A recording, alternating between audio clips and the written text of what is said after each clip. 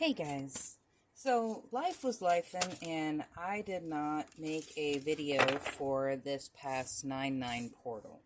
And it was a very emotional portal here in the household. So I wanted to do a touch base of what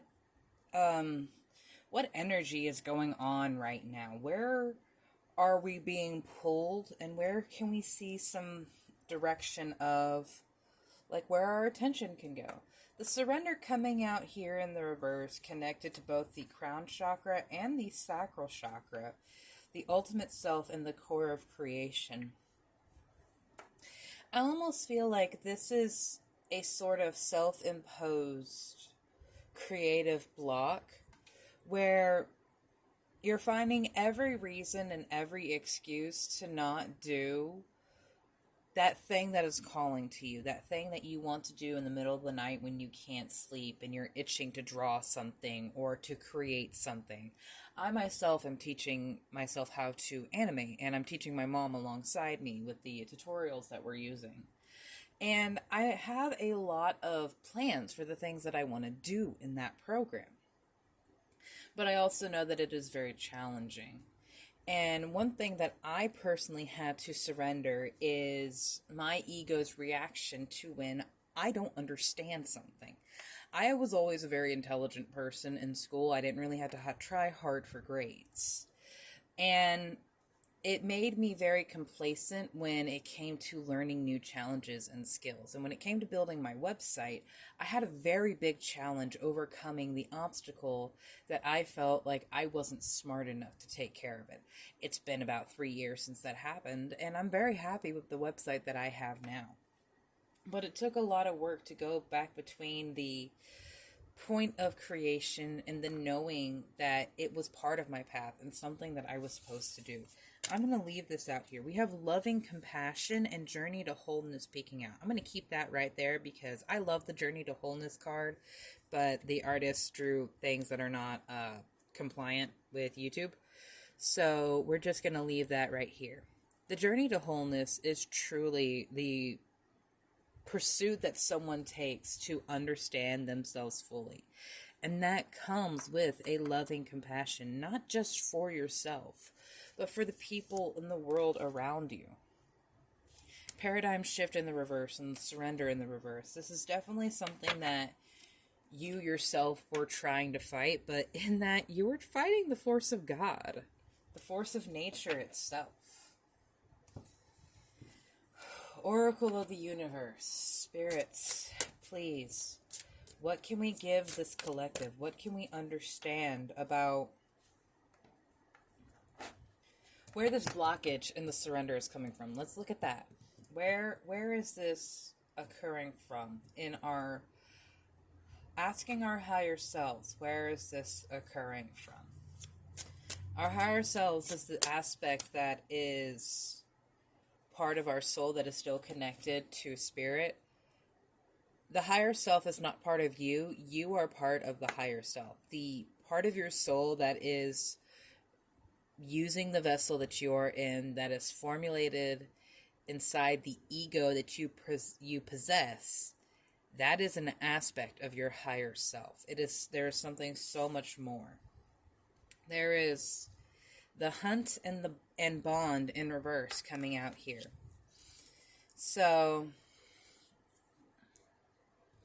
especially with Pisces, this full moon was in Pisces, so there's definitely the correlation to the energy that it caused. It was also an eclipse, so something that may have been very tentative. Maybe this was a tentative bond, something that you were hanging on to that needed to be released. And the hunt in the reverse, I feel like there's a lot of distraction and a lack of focus.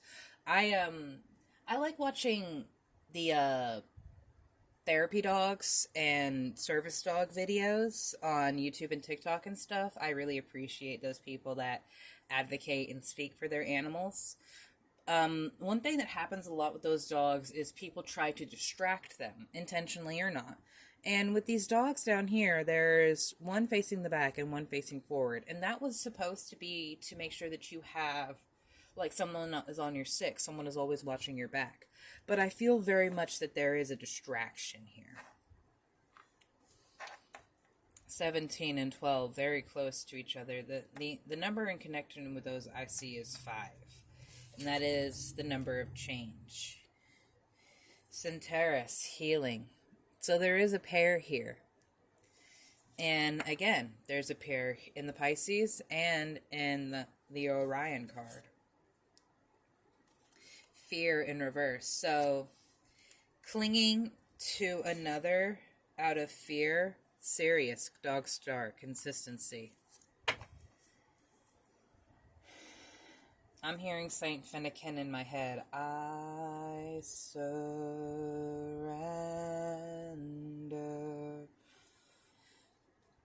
And so it's like staying in the comfort zone, staying in the safe shallows. You know, like in Subnautica, there is the deep mushroom forest, there's the Lost River, there's the inactive lava zone. But there's a lot of people that will just stay in the safe shallows in this equivalent, where, yeah, waiting to be rescued, waiting for someone to come and save them. But I'm sorry, you're on Aurora. You're on the planet 4546b. That's it. I forgot it didn't have an actual name. Altera was the ship. Altera was the company. Aurora was the ship. But you're over there waiting for rescue out of fear, and there isn't going to be anyone that will save you but yourself. And I'm sorry if that feels harsh, if that feels like I'm being a bit of a bully, but there truly is, like, only so much. Forge, don't follow. There is something about yourself that cannot develop while you are still in this safe shallows. Like, that's the entire, again, going back to the Subnautica. You don't have all of the materials to build the rocket in the safe shallows. You don't have the uranium. You don't have the magnetite. You don't have the lithium to make the plasteel. You need to go out and venture. You need to go out beyond where you feel safe, where you feel secure. But honey, you're not going alone. So this fear is entirely self-imposed. You feel like you won't survive. You feel like that the world is crumbling down upon you. Fall into my arms in reverse. Surrender again, holding the opposite. Extremes of life. Karmic relationship. That's what this is. That's what it was based on. Orion energy. Oh my god. Came back out. Orion. So you might want to look into that star if you have placements in Orion. I'm not entirely sure about how the constellations line up in like a birth chart or something like that, but Orion came out twice in 2 different decks. And the hunt, going back to the karmic relationship, this makes me think of twin flames, which is not something that should be romanticized. It is a very painful connection and very triggering, deeply upsetting, and uprooting. If you are in a twin flame connection, I know a couple of people that are in different ones. One that has found their flame and is living with them as a partner, and another who feels completely disconnected from their flame. Activated earth, power places, ley lines, trust where you are led. So these ley lines, you can think of them like when you see the latitudinal and longitudinal lines on a graph or a map. These are like the veins of the earth. These are where energy goes. Places like these stone circles, Mount Shasta, which is actually a card in this deck, is a power place and a ley line. These are places where the earth's energy is especially powerful. The Sisa Mintaka, seeing potential, bringing unconsciousness to light. Absolutely. This karmic relationship is bringing something unconscious to light. Artemis is barking at something. Okay, Woodland Wardens. We see where the issue is coming from. We see that there is a fear that we will not be able to make it on our own. That we will not be able to survive. Anticipation and dreams. The quail and gooseberry, and Cayman and poppy. That's very interesting.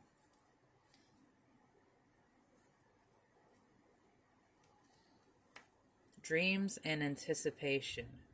In the reverse, it very much feels like there's something that's already soured. I'm remembering back to when I actually tried a gooseberry pie. It is very, very tart.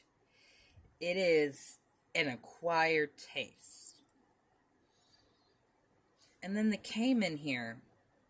Caimans are those big lizards and reptiles that get confused between an alligator and a crocodile. A caiman is a completely separate thing. So I feel like there was, again, that acquired taste. Something that is unique, but people assume to be one way. Like, so I had a job a couple of years ago where I was basically paid to do a little bit of management, but to draw and watch Disney Plus because there wasn't much for me to do. And so I was in this kiosk box where there was like glass and people would come up to me for whatever they needed. And I would draw in that time because I was there for like 9 hours at a time. I needed something to do. Everyone would assume because I was drawing, I was becoming a tattoo artist. That's like the only thing that they could think an artist would do. And so it felt like every time I had to explain my dream and my plan, there was more dread built up around it. Like there was more, well, anticipation. People saying like, people coming back with like, oh, how's that story out? How's your story gone? Or like, how many sales have you made on your website? And all of those things can play into a self-doubt that pulls us back into a cycle of hermitage and isolations because we are so afraid of trying again. I have a lot of energy in my solar plexus chakra right now. I want to go back to the starseed. So yes, we are an acquired taste, and that makes us feel very bound to the people that we are comfortable around, and that makes us very codependent. I'm sorry, defenseless, riding past wrongs, uprooting. I feel like some of my collective here has been subjected to a lot of other people's biases and fears projected onto them. Like a father who is always pushing their son or child to be really good in sports, to be the biggest in the class, the toughest in the class. That person definitely has insecurity issues. Whatever people are projecting to the world, you can mirror the opposite of that. And wait, wasn't holding the opposite? Yeah. Holding the opposites.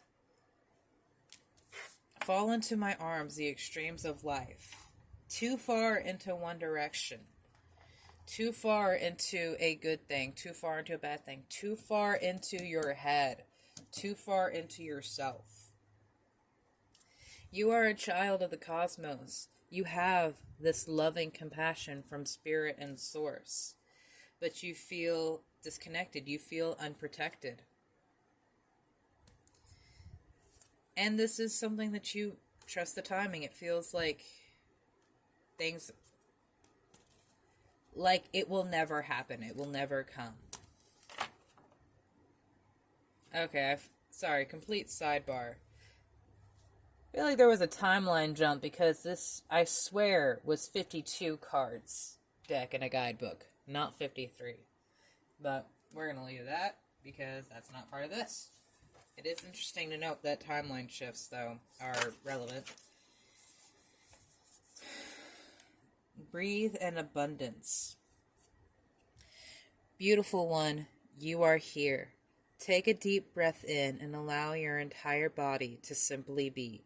Amidst the noise, amidst the chaos, amidst the confusion in the outside world, a steady peace has been here with you all along, right inside your very being, just waiting for you. Discover the power, that compassion, that protection that we were talking about. It's there waiting for you. When was the last time you allowed yourself to notice the way your chest rises and falls with each inhale, the way it releases and softens with each exhale? Now, notice it, gorgeous one, in the greatest power. It is your greatest power, so accessible, yet so very easily overlooked. What were we saying about things being overlooked, underappreciated? And then you have abundance. True abundance, my love, is not just about money. True abundance is about recognition, with grace, humility, what has already been sent your way, abundant in life, abundant in love, abundant in movement, abundant in the almond milk latte your coworker brought you this morning. Start to appreciate the ways that you are already looked after. Start to build wealth in the little things, and you will find the rest comes easily. Again, that's the distraction that is pulling you away. Something that is making you want to focus on everything that has gone wrong, everything that has hurt you, and everyone that has done you wrong, everyone that has broken that bond of love and made you feel like you can't trust anything again. It is not your place to follow someone else's lead. It is not your place to stand on the sidelines while everyone else shines. You are going to create.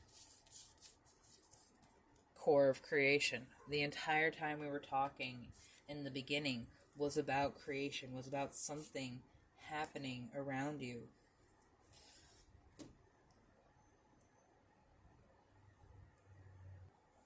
Speaking of something happening around you, I have a big-ass DOT truck in front of my house. I have like one of those long driveways that people on this rural road turn around on a lot.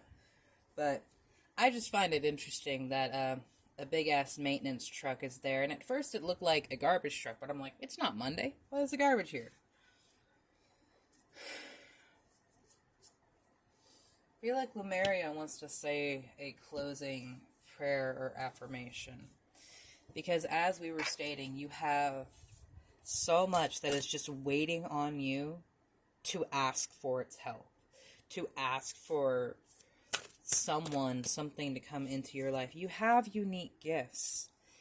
This is one of my favorite cards because it mimics to me a uterus. And again, going back to creation, this is the very seat of creation where we all were.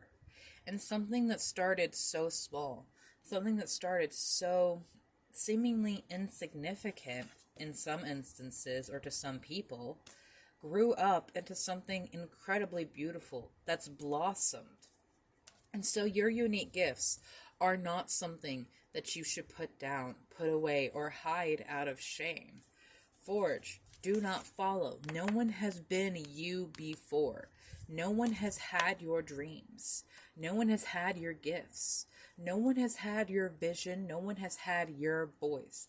That is entirely the purpose of you being here. To heal from the things that you have endured. The things that you have overcome. To breathe. And find a consistency in having peace for yourself and creating. There will be fear. You will face imposter syndrome. I face imposter syndrome.